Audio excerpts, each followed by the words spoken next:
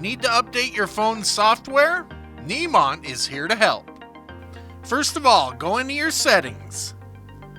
Then click General, Software Update. Now you'll see an iOS 18.1.1 and an iOS 17.7.2. We want the 18.1.1. Click the blue Update Now. Click Agree to Terms and Conditions. And the update download begins.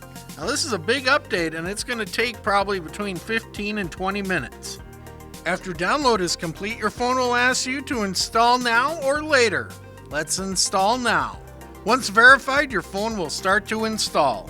Again, this is a big update, so this will take about 5 or 10 more minutes. After phone reboots, you should be good to go. Let's check it out. Go back into Settings, General, About, and sure enough, iOS version 18.1.1. If you have any questions, please contact our customer service department at 1-800-636-6680, or you can chat online at niemont.com. Thanks for watching this instructional video.